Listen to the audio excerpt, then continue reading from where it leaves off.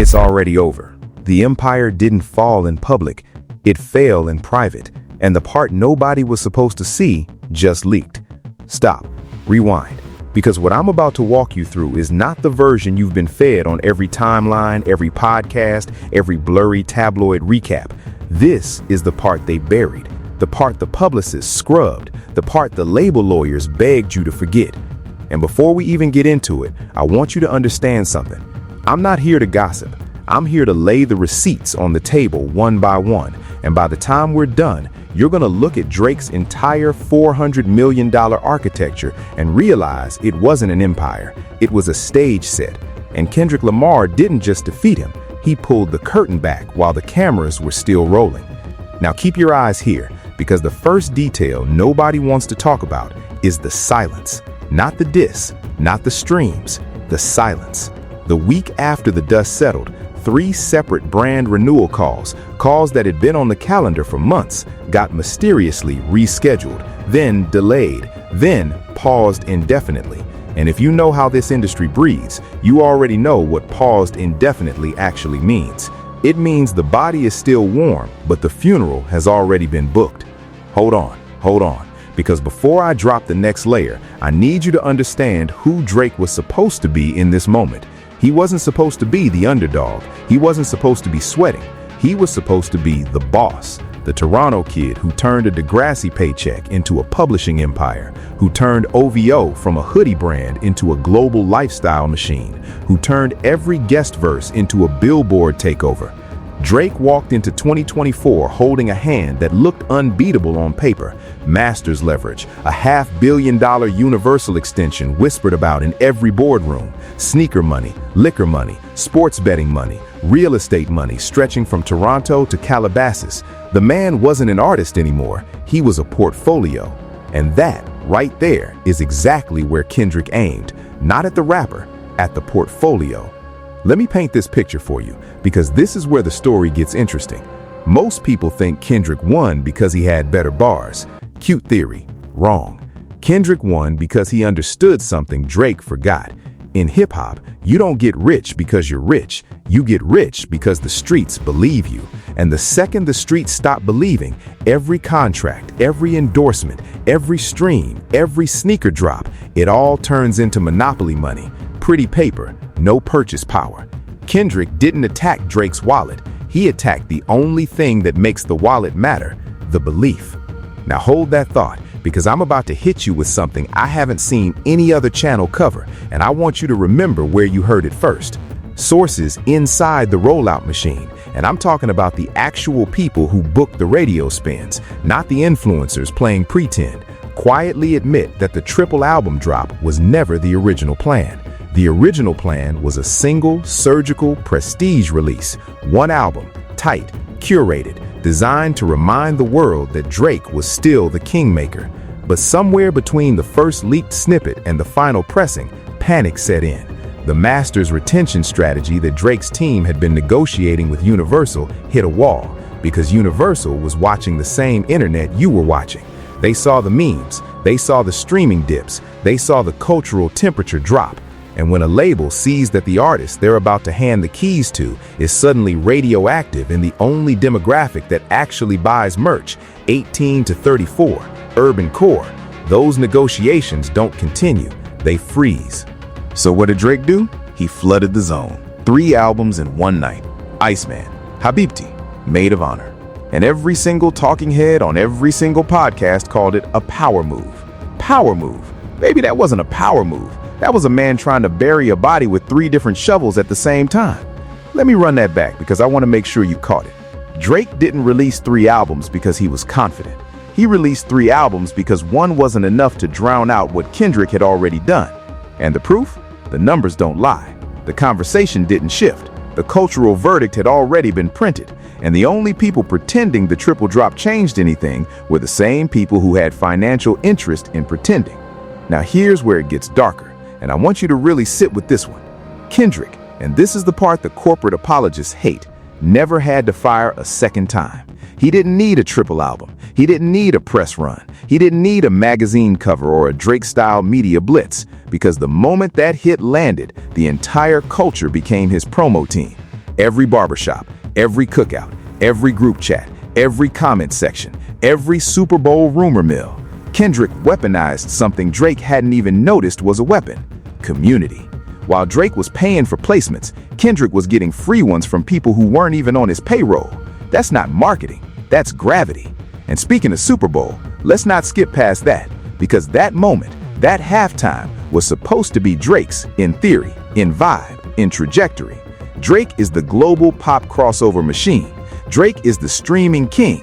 Drake is the brand-safe artist who plays nice with the NFL boardroom. But when they handed the biggest stage in entertainment to Kendrick, and Kendrick stood on that stage in front of 130 million people and didn't even need to say Drake's name for everyone to know who that night was about, that wasn't just a performance, that was a coronation and a public, televised, federally broadcast burial all in the same set list. Wait, hold on, because if you think that's the worst of it, I haven't even gotten to the part the lawyers wanted erased. There were quiet conversations, and again, this is the kind of detail I make sure to receipt before I say it on camera.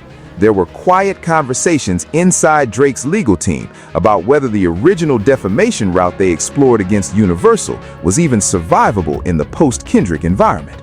Because here's what the public didn't understand. The lawsuit Drake filed wasn't really about lyrics, it was about leverage. It was a chess piece in a much larger renegotiation, a way to spook Universal into giving him better terms on the masters and the next deal cycle. But the math broke. The minute Kendrick's narrative locked in as the dominant one, every single legal threat Drake made started reading less like strength and more like a man trying to sue his way back into a conversation he had already lost. You don't litigate a culture war, you lose one. Now let me give you something nobody else is reporting, and I want credit when you see this everywhere in 2 weeks. There's a reason the rollout for Iceman felt off. There's a reason the visuals felt rushed. There's a reason the promo cycle skipped over the kind of intimate, vulnerable, this is the real Drake moments that built his early career. It's because Drake's team realized, mid-cycle, that vulnerability had become a trap. Every honest moment Drake tried to share got immediately reinterpreted through Kendrick's framing. Every open up and bleed line got read as evidence. Every soft moment became a confession. Kendrick hadn't just written diss records. He had written a new pair of glasses, and the entire culture was now looking at Drake through those lenses, and nothing Drake said could be heard outside of that frame anymore. That's not winning a beef. That's rewriting a man's biography while he's still alive to read it. Okay, breathe, because we still have layers to peel back. Let's talk about the brand fallout, because this is the part the financial press is too polite to print. Drake's commercial empire, Nike, Virginia Black, Better World Fragrance, the Stake.com partnership, Embassy Row, OVO Sound, all of it depends on one thing: aspiration. The fantasy that being aligned with Drake means being aligned with winning. The minute the public stops believing in the winning, the aspiration vanishes. And when the aspiration vanishes, those partnership renewal numbers start coming back with fewer zeros than they used to. Industry insiders, and I'm choosing my words carefully here, describe the post-beef renewal environment as noticeably softer. Translation: the phone is still ringing, it's just ringing for less, way less. And when an artist's renewal calls start coming back at 60 cents on the dollar, that doesn't just affect this year's earnings, it resets the ceiling of every deal he negotiates for the rest of his career. That's not a beef loss. That's a long-tail financial wound that bleeds for a decade. Meanwhile, Kendrick Lamar, who didn't sign a $400 million deal, who didn't build a sneaker line, who didn't open a strip club, who didn't chase the corporate ladder, is sitting on the cleanest, most appreciating asset in the entire genre: his credibility, his catalog, his independence through PG Lang. And that's the irony nobody seems to want to admit out loud. Drake spent a decade trying to own everything around him. Kendrick spent that same decade making sure he only owned the one thing that actually matters: himself. Now hold on, because I have to address the comments I already know are coming. I already see them. But Drake still has the numbers. But Drake still has the streams. But Drake still has the deal. Cute. Look, and I want y'all to really hear me on this. Numbers don't measure what just happened. You can have the biggest streaming catalog on planet Earth and still lose the room. You can have the biggest album rollout in the history of the genre and still walk out of it smaller than you walked in. Because in hip-hop, the only currency that ever truly held value is respect.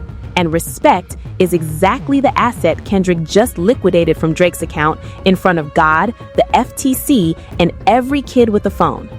Let me paint another picture, because this analogy is going to live rent-free in your head. Drake built a fortress, beautiful fortress, marble walls, gold-plated gates, imported chandeliers, helipad on the roof, vault in the basement. And he stood at the top of that fortress and told the world he was untouchable inside it. And then Kendrick showed up. No army, no siege engine, no air support, and quietly pointed at the foundation. And the foundation, it turned out, had been poured on borrowed ground the whole time. Borrowed culture, borrowed cadence, borrowed identity, borrowed mythology. The fortress didn't collapse because Kendrick attacked the walls. It collapsed because Kendrick made everyone look at the ground underneath it. That, right there, is the difference between a rap beef and what we just witnessed. A rap beef is two artists trading verses. What we witnessed was a structural audit, and Drake's structure failed the audit, publicly, loudly, on camera, in real time, with a Pulitzer Prize winner holding the clipboard. Now here's a detail I want you to write down, because the analysts are going to be talking about this one for years. The streaming dip wasn't the story. The streaming dip was a symptom. The real story is the demographic shift inside the streams that remained. Drake's catalog is still being played, but the listenership profile is quietly migrating. The hardcore hip-hop core is drifting. What's left is the pop crossover audience, the playlist audience, the background music audience. And here's the brutal truth nobody at OVO wants to publish. That audience does not protect a legacy. That audience does not show up to defend you in a culture war.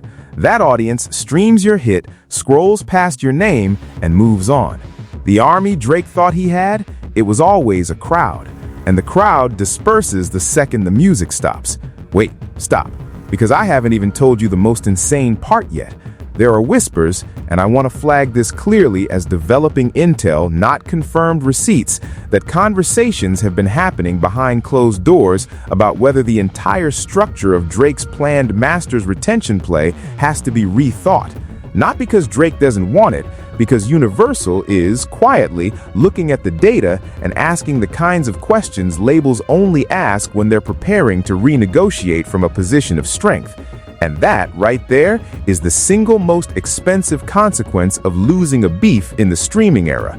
It's not the streams, it's not the brand deals, it's the negotiating leverage you walk into your next contract cycle with. Drake walked into 2024 with the leverage of a kingmaker. He's walking into the next cycle with the leverage of a man who has to prove himself again, to his own label, after a decade of being the franchise. And let me tell you something else, because this is the kind of detail that separates the real ones from the recap channels. The way Universal handled the rollout of the triple album, the marketing budget, the radio push, the playlisting strategy, sources tell me it was noticeably more conservative than what Drake's previous solo rollouts received. Read between those lines. When a label dials back the spend on its biggest artist mid-cycle, that's not a budgeting decision, that's a hedge. That's a label quietly preparing for the possibility that the asset they're holding might not be worth what it was worth 6 months ago. And in this business, when the label hedges on you, even quietly, every other domino in your empire starts wobbling. The brand partners notice, the touring promoters notice, the streaming editors notice. The hedge becomes the headline before anyone even publishes it. Now let me bring this home, because I know y'all stuck with me through this whole thing and you deserve the closer. The lesson here isn't about who can rap better. The lesson is about what hip-hop is, what it was, and what it always will be. Hip-hop was never a corporate sport. It was a credibility sport. The moment you forget that, the moment you start measuring your value by your deal size instead of your standing in the culture, you've already lost. You just don't know it yet. Drake forgot. Kendrick remembered. And the gap between those two memories is exactly the size of the empire that just got dismantled in front of the entire world. And here's the part that should keep every artist in this game awake at night. Kendrick didn't even need to try that hard. He didn't need to flood the market. He didn't need a triple album. He didn't need a media blitz. He needed a microphone, a beat, and the unshakable confidence of a man who knew the truth was on his side. That's it. That's the entire formula. And it worked so well that we are still, months later, talking about it like the dust hasn't settled. Because the dust hasn't settled. Because the dust may never settle. Because what Kendrick did to Drake's mythology is not the kind of damage that gets repaired with an apology tour or a heartfelt interview. That kind of damage gets memorialized. That kind of damage becomes the chapter in the book. The chapter every future rapper has to read before they negotiate their first big check. Because that chapter is now the warning label on the entire industry. But here's the question I want to leave you with. And this is the part the algorithm doesn't want me to ask out loud, but I'm going to ask it anyway.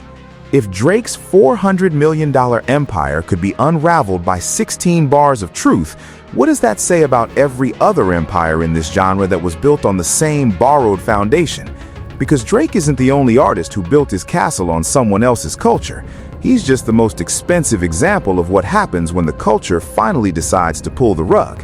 And somewhere right now, there are other artists, bigger than you think, more vulnerable than they look, quietly checking the foundations of their own fortresses, wondering if the audit is coming for them next. And I'll tell you what, some of them won't survive it. Some of them already know they won't. Some of them are already calling their lawyers. Some of them are already drafting the exit interview they don't want to give. Because once the culture remembers it has the power to dismantle a kingdom with a single verse, no kingdom is safe again. You want the real headline? Here it is. Kendrick Lamar didn't just win a rap beef. He rewrote the rule book for what winning even means in hip-hop in 2026. He proved that you can beat the corporation with the culture. He proved that you can beat the brand with the bar. He proved that one verse, delivered with surgical precision and backed by the truth, can do more financial damage than a $100 million marketing budget can repair. And the executives know it. The label heads know it. The artists know it. Every single person in the room knows it, even when they smile for the cameras and pretend the conversation has moved on. It hasn't moved on. It will never move on. Because moments like this don't move on. They become the new floor of the genre. And every executive in every boardroom from Los Angeles to Toronto to New York is sitting up right now, realizing that the era of the corporate rap emperor, the era of the artist who could insulate himself from the streets with enough capital and enough partnerships, that era just got publicly buried. And the man holding the shovel didn't even bring a press release. He brought a pen, he brought a microphone, he brought the truth, and he brought the receipts. And the receipts are louder than every PR firm in this industry combined. So the next time somebody tells you Drake won because he has the numbers, you ask them this. You ask them, where are the numbers 10 years from now? Because numbers fade, streams reset, charts forget. But cultural verdicts? Cultural verdicts get carved into stone. And the verdict on this one is already in. It's already been read. It's already been signed. It's already been filed in the archive that nobody at OVO has the authority to redact. The empire didn't fall when the disc dropped. The empire fell the moment the public agreed it had fallen. And the public, baby, the public agreed a long time ago. The rest of the rollout, the lawsuits, the triple albums, the snippets, the cryptic captions, all of that was just the body twitching after the head was already gone. It looked like motion. It wasn't motion. It was reflex. And the difference between motion and reflex is the difference between a comeback and a long, slow, expensive goodbye that nobody on the team has the courage to call out loud. Now you tell me, in the comments right now, before you click off this video, was this a rap beef or was this the most expensive lesson in cultural literacy that hip-hop has ever delivered on camera? Because I already know my answer. And by the time you finish writing yours, you're gonna know it too. And once you know it, you can't unknow it. That's the curse of watching an empire get audited in real time. You spend the rest of your life noticing the cracks in every other empire that tries to sell you the same fantasy. This wasn't a beef. This was a reckoning, and the receipts are still printing. If you've made it this far, do me one favor. Hit that like, drop your verdict in the comments. And if you want the next layer, the part about who's already lining up to fill the vacuum Drake is leaving behind, and which artist is quietly positioning themselves as the next $400 million face of the genre, that's the next video. And I promise you, you have not heard the names I'm about to drop. Not from any other channel, not from any other source. You heard it here first. You always do. And trust me, when those names drop, the entire conversation shifts again.